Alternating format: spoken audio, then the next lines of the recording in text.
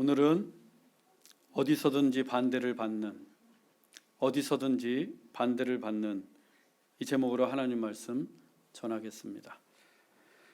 우리가 어렸을 때 많이 불렀던 노래 중에 우리의 소원은 통일이라는 노래가 있습니다.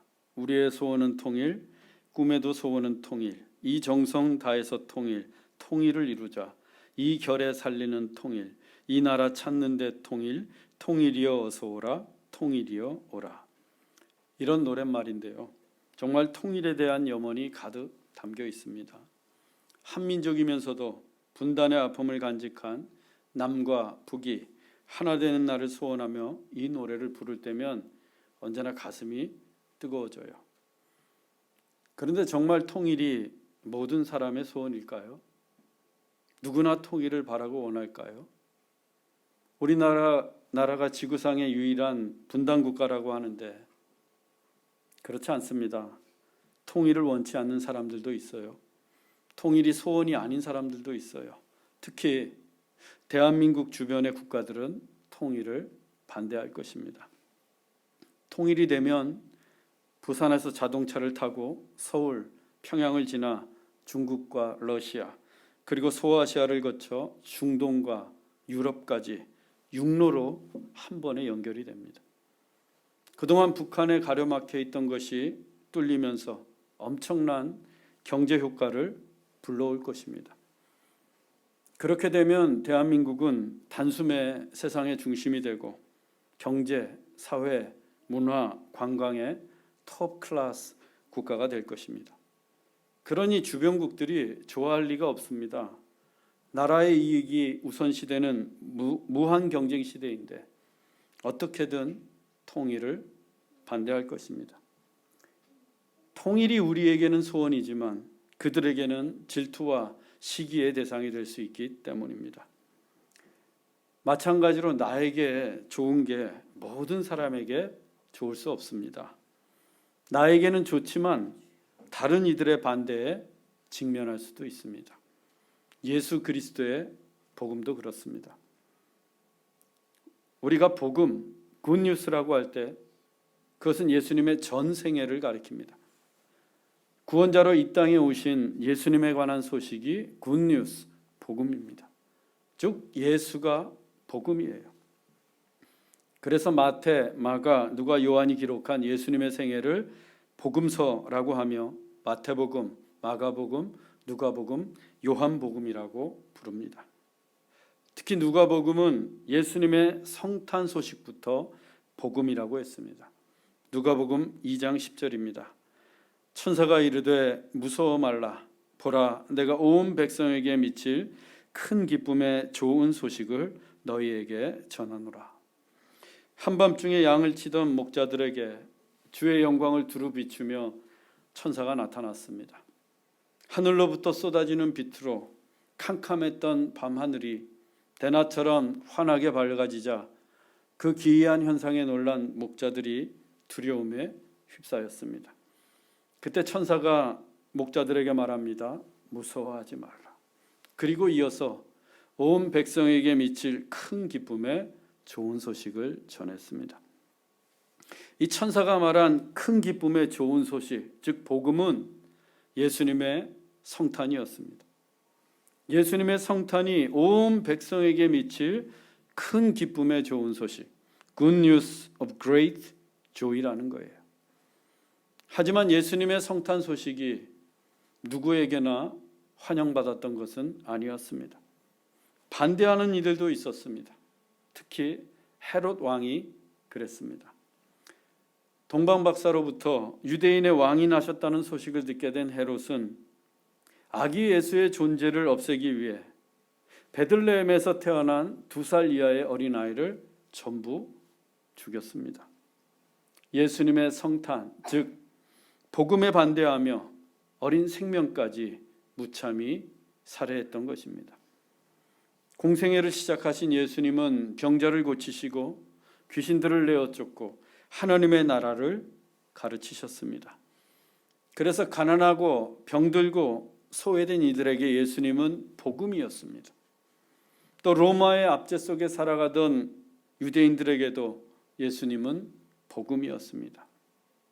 물 위를 걸으시고 풍랑을 잔잔케 하시고 물고기 2토막과 떡 5덩이로 5,000명을 먹이시는 예수님의 능력으로 로마를 물리치고 이스라엘을 구원하실 복음이었습니다. 하지만 예수님은 그들이 생각하던 복음이 아니었습니다. 예수님은 이스라엘의 독립을 위한 정치적 복음이 아니었습니다. 천사가 성탄을 통해 알려준 대로 온 백성에게 미칠 큰 기쁨의 좋은 소식이었습니다. 즉 죄와 사망으로부터 인류를 구원해 주시는 구원자로서의 복음이었습니다. 그러나 유대인들은 그 복음을 이해하지 못했고 결국 굿뉴스, 복음이신 예수님을 반대하며 그분을 십자가에 못 박아 버렸습니다. 복음은 굿뉴스, 좋은 소식이었지만 처음부터 환영받지 못했고 복음의 주인이신 예수님은 극심한 반대 속에서 끝내 죽음의 값을 치르셔야 했습니다. 이처럼 좋은 소식이라고 해서 다 환영받은 것은 아닙니다. 예수님이 우리의 죄를 홀로 지시고 십자가에 못 박혀 죽으셨다. 그 예수님을 믿기만 하면 누구라도 구원을 얻는다. 부활하신 예수님을 믿으면 우리도 영생을 얻는다. 얼마나 좋은 소식입니까? 하지만 모두가 그 복음에 열광하고 찬송했던 것은 아니었습니다. 도리어 복음을 극렬히 반대하며 복음을 전하는 자들까지 핍박했어요. 특히 바울이 그랬습니다. 로마에 입성한 바울이 재판을 받는 동안 셋집에 거할 수 있도록 허락을 받았습니다. 하지만 바울은 죄수의 신분이었기에 쇠사슬에 매인 채 셋집에 갇혀 지내야 했고 그를 지키는 군인도 있었습니다. 그나마 다행인 것은 그 셋집에 사람들의 출입이 자유로워서 바울이 누구라도 만날 수 있었다는 것입니다.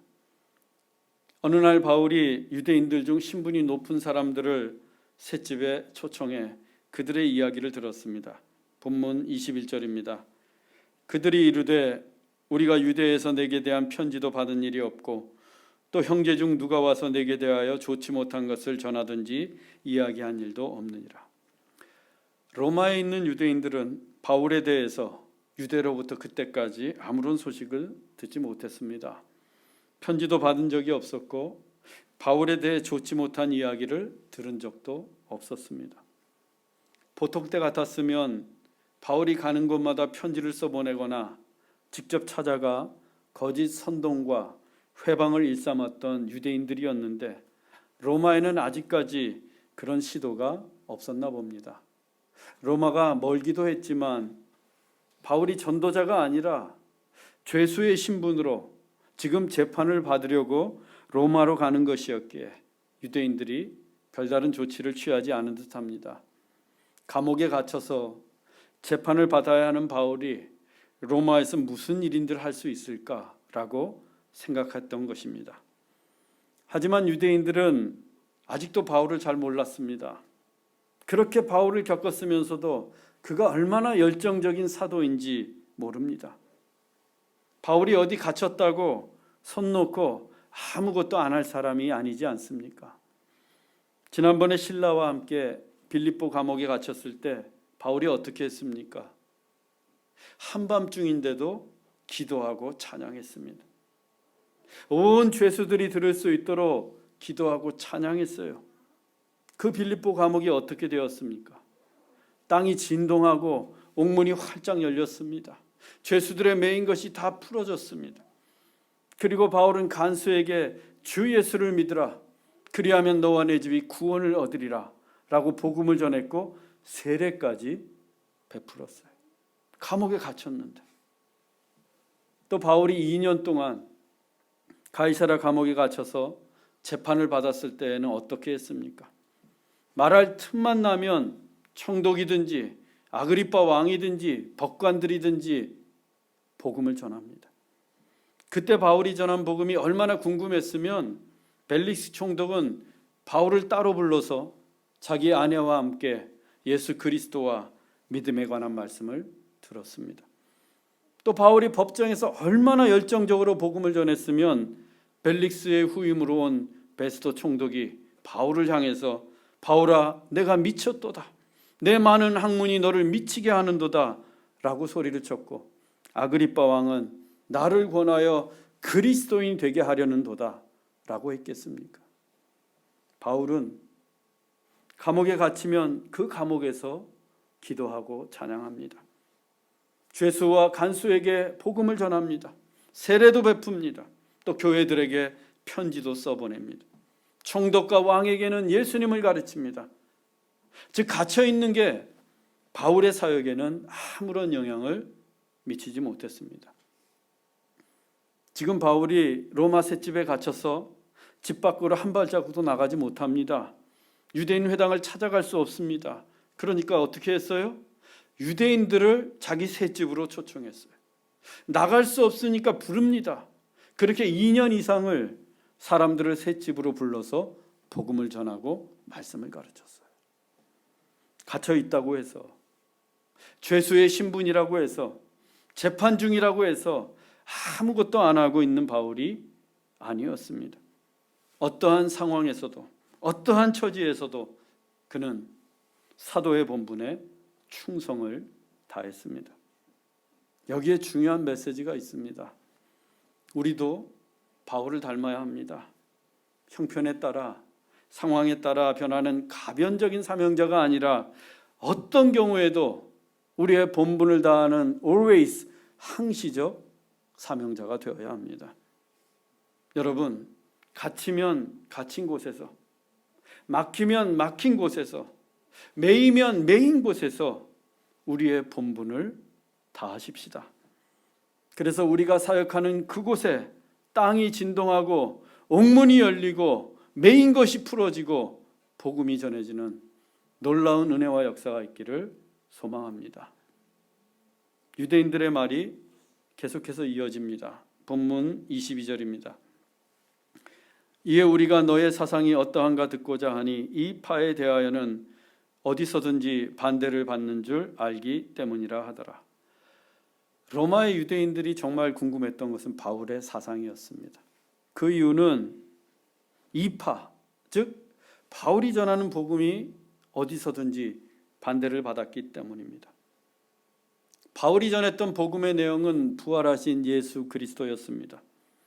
죄와 죽음으로부터 우리를 구원해 주실 구원자 예수님을 전했습니다. 그런데 이상하게도 어디를 가도 이 복음이 반대를 받았습니다. 앞서 말씀을 드린 것처럼 예수 그리스도와 구원의 메시지는 정말 굿뉴스, 복음입니다. 죽을 수밖에 없는 죄인들이 구원받고 영원히 살 수 있는 복된 소식이 예수 그리스도의 복음이에요. 하지만 그 좋은 소식이 환영받지 못했습니다. 아니, 어디서든지 반대를 받았어요. 분명 좋은 소식이었지만 어디서든지 반대를 받았습니다.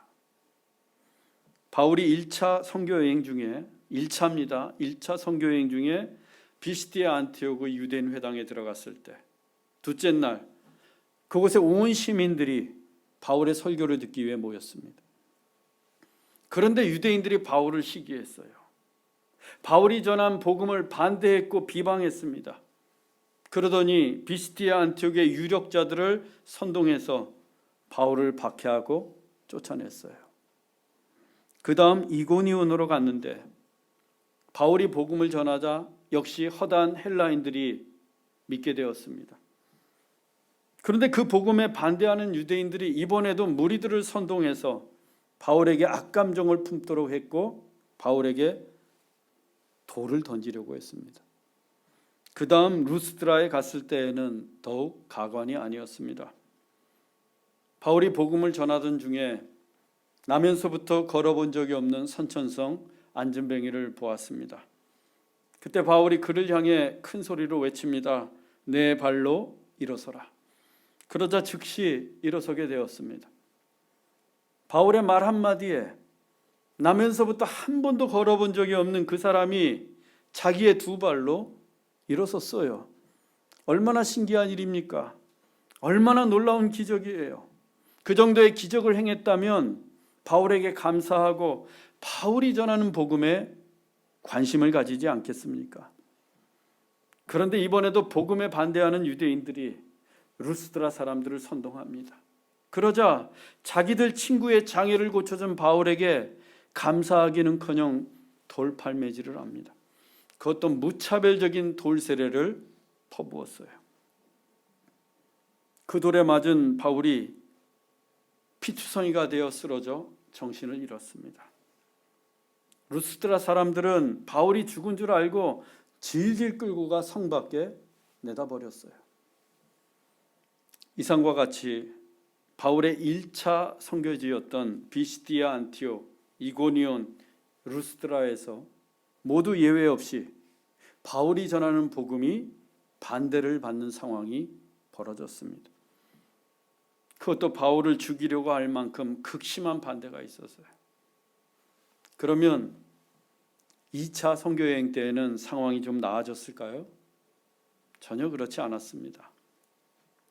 바울이 2차 선교여행을 하면서 빌립보에 방문했을 때 귀신 들린 여종을 만나게 됩니다. 귀신에 사로잡혀서 정상적인 생활이 불가능한 불행하고 불쌍한 여인이었어요. 바울이 예수 그리스도의 이름으로 그 여종에게서 귀신을 쫓아내 줍니다. 그때서야 그녀는 비로소 인간다운 삶을 살 수 있게 된 거예요. 그런데 바울이 어떻게 되었습니까? 그 여종의 주인들로부터 고발을 당해 감옥에 갇히고 맙니다.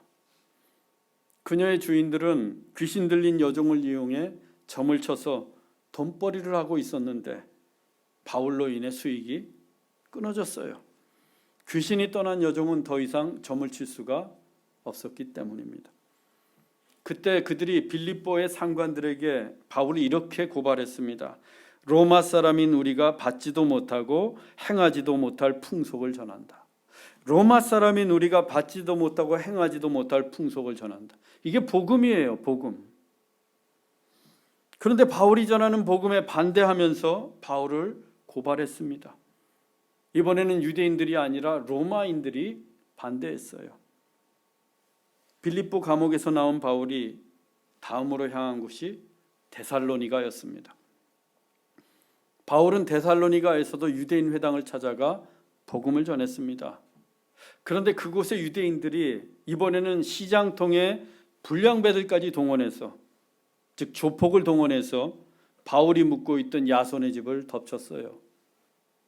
다행히 그때 바울은 야손의 집에 없었고 베레아로 몸을 피했습니다. 베레아 사람들은 신사적이어서 바울이 전한 말씀을 받고 그 말씀을 날마다 상고했습니다.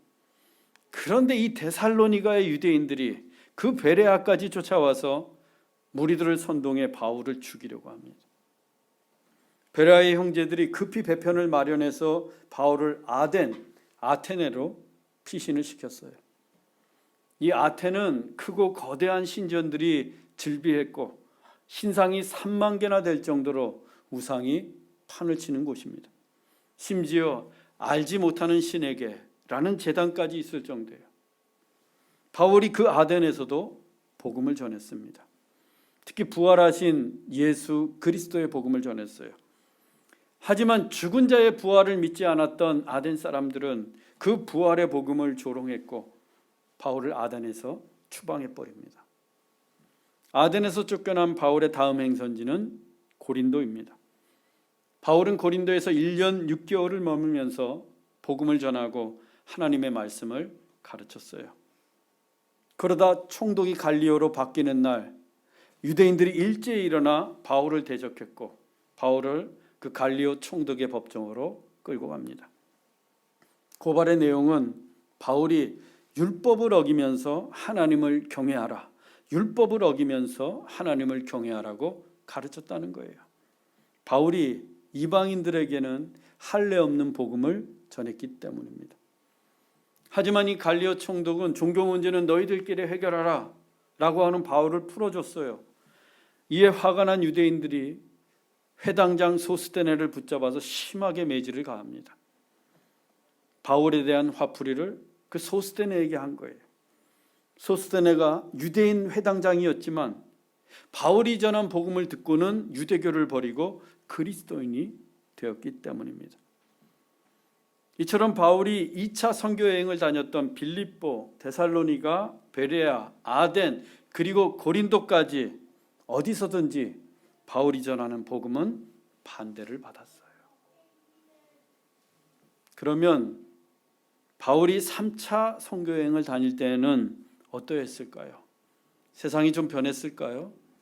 복음에 반대하는 경우가 좀 줄어들었을까요? 결코 그렇지 않았습니다. 바울이 에베소에서 그 유명한 두란노 성원을 세워서 2년 동안 날마다 복음을 전했습니다. 그 결과 아시아에 사는 유대인이나 헬라인이나 다 주의 말씀을 듣게 되었어요.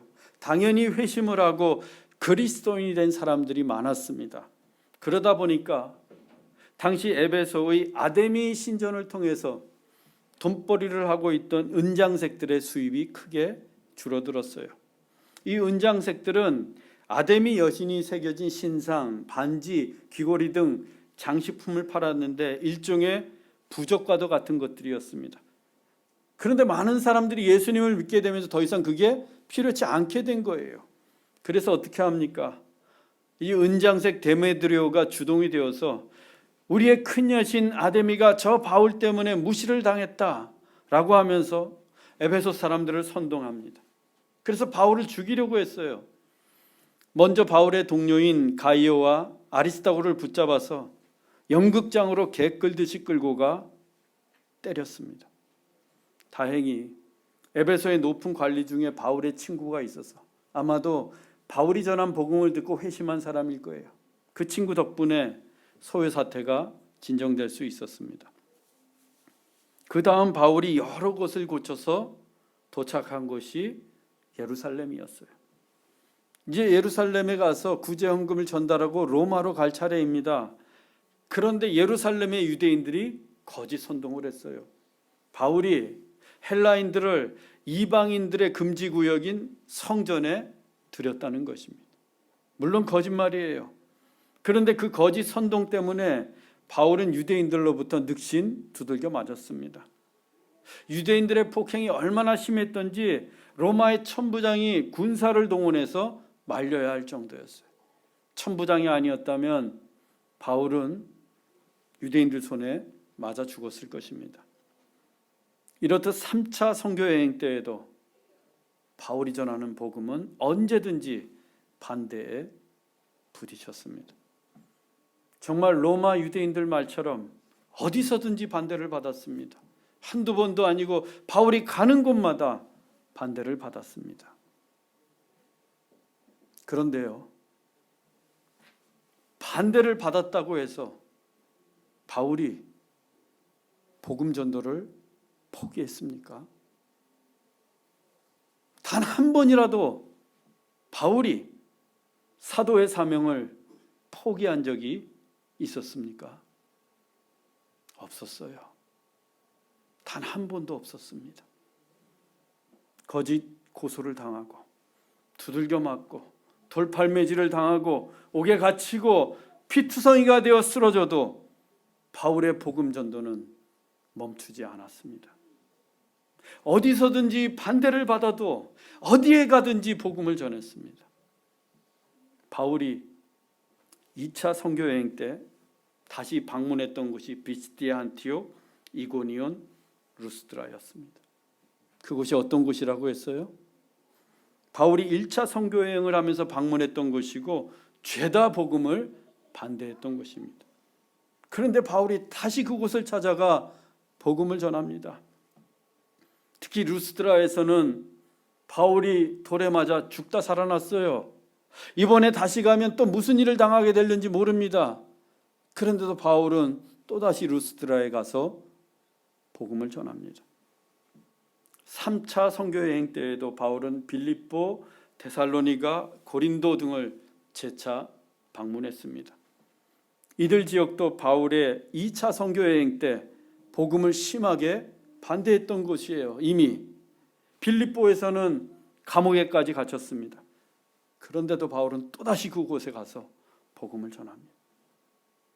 그리고 예루살렘에서 결박과 환란이 자기를 기다리고 있는 것을 뻔히 알면서도 바울은 내가 달려갈 길과 주 예수께 받은 사명, 곧 하나님의 은혜의 복음을 증언하는 일을 마치려 하면은 나의 생명조차 조금 더 귀한 것으로 여기지 아니하노라 라고 선언하고 예루살렘으로 갔어요. 바울은 참으로 고집스럽게 복음을 전했습니다.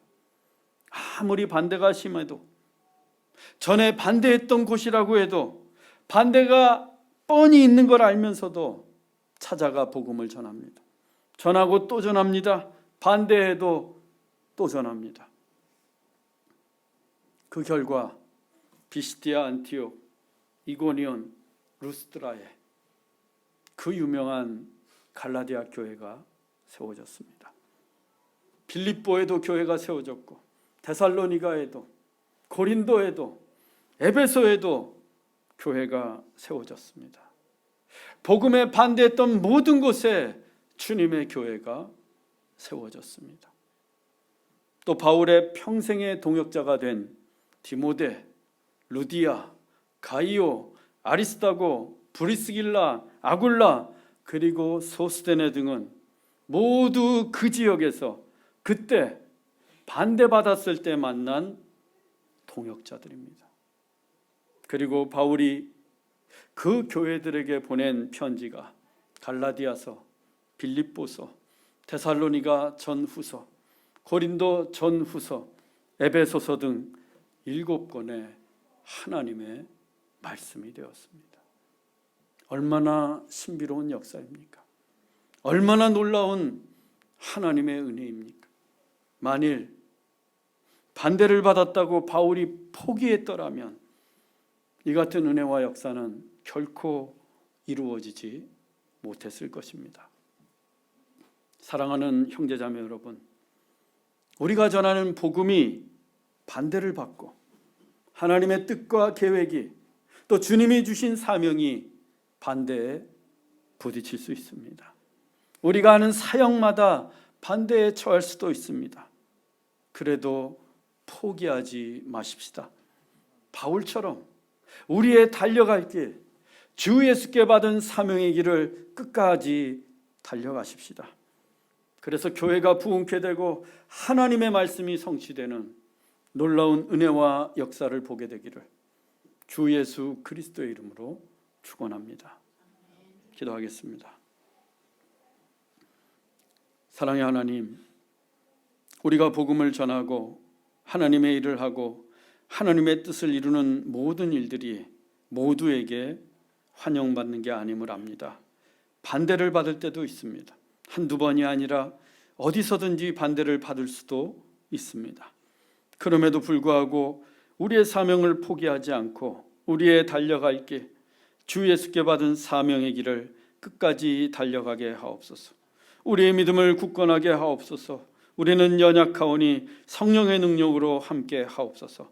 그래서 교회가 부흥케 되고 하나님의 말씀이 성취되는 놀라운 은혜와 역사를 보게 하옵소서. 우리의 복음이신 예수 그리스도의 이름으로 기도하옵나이다. 아멘.